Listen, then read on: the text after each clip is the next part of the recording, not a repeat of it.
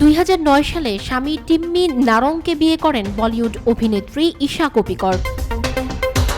তাদের সংসারে রিয়ানা নামের একটি কন্যা সন্তান রয়েছে। প্রায় 14 বছর দাম্পত্য জীবনের সংসারে হানা দেয় বিচ্ছেদের সুর। অভিনেত্রী নিজেই সংসার ভাঙতে না চাইলেও বিচ্ছেদ হয়েছিল ঈশা টিম্মি দম্পতির। জানা গেছে মেয়ে রিয়ানাকে নিয়ে নাকি শ্বশুর বাড়ি থেকে বেরিয়ে আসেন ঈশা, এরপরেই বিচ্ছেদ হয় তাদের। যদিও সংসার ভাঙার পর কারণ নিয়ে সেভাবে কিছু জানাতে চাননি অভিনেত্রী। সেই সময় ঈশা জানিয়েছিলেন, এত তাড়াতাড়ি আমার বলার কিছুই নেই, ব্যক্তিগত জীবন আড়ালেই রাখতে চাই।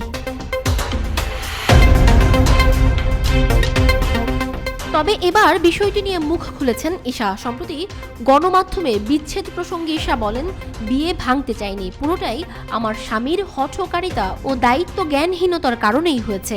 আমি আসলে বুঝতেই পারিনি বিয়েটা কেন ভাঙলো। বিচ্ছেদের সিদ্ধান্ত একেবারেই আমার স্বামীর ছিল।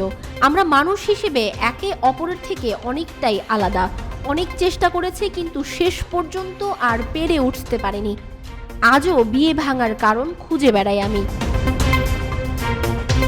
এই অভিনেত্রী বলেন, আমি হয়তো ওর সঙ্গে বিয়েটা ভাঙতে নাই পারতাম, সেটাই বরং আমার জন্য সহজ হতো, কিন্তু সেটা আমার মূল্যবোধের সঙ্গে বিপরীতধর্মী, তাই আলাদা হয়ে যাওয়াটা সমীচীন।